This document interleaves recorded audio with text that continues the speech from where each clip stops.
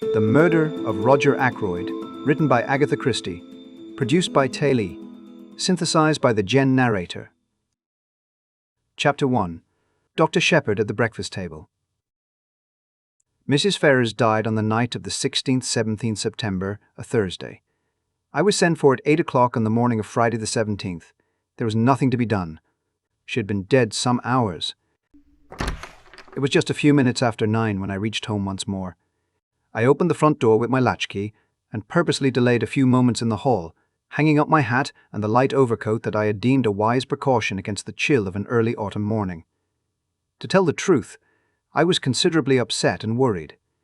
I am not going to pretend that at that moment I foresaw the events of the next few weeks. I emphatically did not do so. But my instinct told me that there were stirring times ahead. From the dining room on my left there came the rattle of teacups and the short, dry cough of my sister Caroline. "Is that you, James?" she called. An unnecessary question, since who else could it be? To tell the truth, it was precisely my sister Caroline who was the cause of my few minutes' delay. The motto of the mongoose family, so Mr. Kipling tells us, is, "Go and find out." If Caroline ever adopts a crest, I should certainly suggest a mongoose rampant. One might omit the first part of the motto. Caroline can do any amount of finding out by sitting placidly at home. I don't know how she manages it, but there it is. I suspect that the servants and the tradesmen constitute her intelligence corps. When she goes out, it is not to gather in information, but to spread it. At that, too, she is amazingly expert. It was really this last-named trait of hers which was causing me these pangs of indecision. Whatever I told Caroline now concerning the demise of Mrs. Ferrars would be common knowledge all over the village within the space of an hour and a half.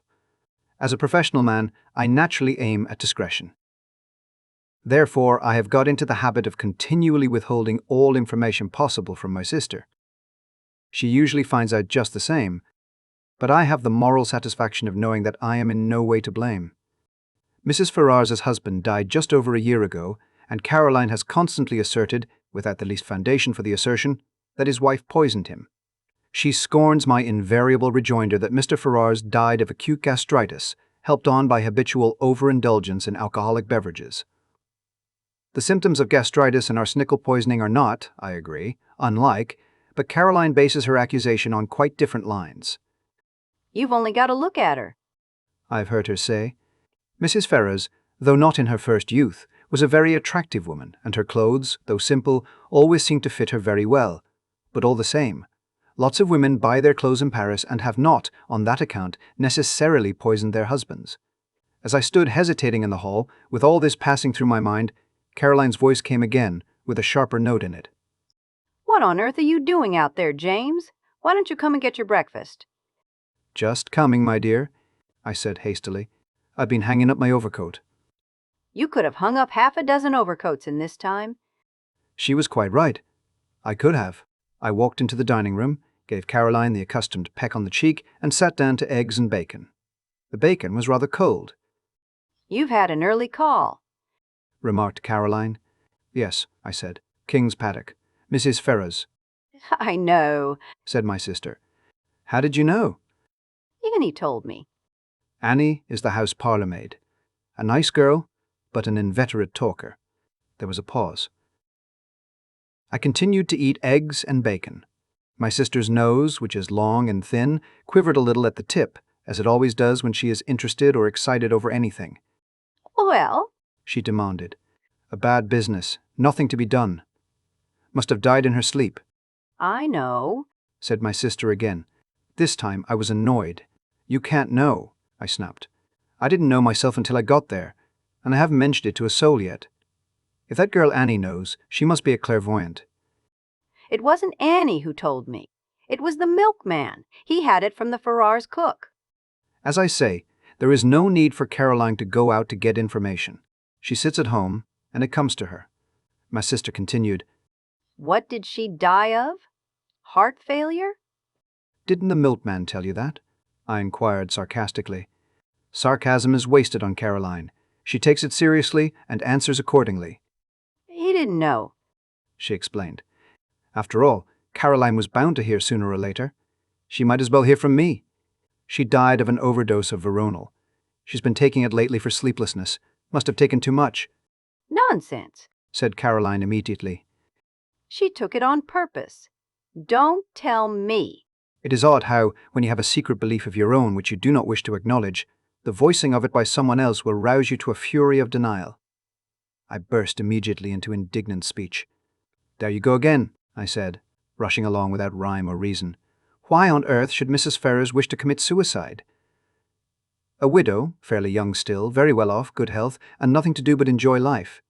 It's absurd. Not at all. Even you must have noticed how different she has been looking lately. It's been coming on for the last 6 months. She's looked positively hag-ridden. And you have just admitted that she hasn't been able to sleep. What is your diagnosis? I demanded coldly. An unfortunate love affair, I suppose? My sister shook her head. Remorse? She said, with great gusto. Remorse? Yes. You never would believe me when I told you she poisoned her husband. I'm more than ever convinced of it now. I don't think you're very logical, I objected. Surely if a woman committed a crime like murder, she'd be sufficiently cold-blooded to enjoy the fruits of it without any weak-minded sentimentality such as repentance. Caroline shook her head. There probably are women like that. But Mrs. Ferrars wasn't one of them. She was a mass of nerves. An overmastering impulse drove her on to get rid of her husband because she was the sort of person who simply can't endure suffering of any kind, and there's no doubt that the wife of a man like Ashley Ferrars must have had to suffer a good deal. I nodded. And ever since she's been haunted by what she did, I can't help feeling sorry for her. I don't think Caroline ever felt sorry for Mrs. Ferrars whilst she was alive. Now that she has gone where, presumably, Paris frocks can no longer be worn, Caroline is prepared to indulge in the softer emotions of pity and comprehension. I told her firmly that her whole idea was nonsense. I was all the more firm because I secretly agreed with some part, at least, of what she had said. But it is all wrong that Caroline should arrive at the truth simply by a kind of inspired guesswork. I wasn't going to encourage that sort of thing. She will go around the village airing her views, and everyone will think that she is doing so on medical data supplied by me. Life is very trying. Nonsense, said Caroline in reply to my strictures. You'll see. 10 to 1. She's left a letter confessing everything. She didn't leave a letter of any kind, I said sharply, and not seeing where the admission was going to land me. Oh, said Caroline. So you did inquire about that, did you? I believe, James, that in your heart of hearts, you think very much as I do. You're a precious old humbug. One always has to take the possibility of suicide into consideration, I said repressively. Will there be an inquest? There may be. It all depends. If I am able to declare myself absolutely satisfied that the overdose was taken accidentally, an inquest might be dispensed with. And are you absolutely satisfied? Asked my sister shrewdly. I did not answer, but got up from table.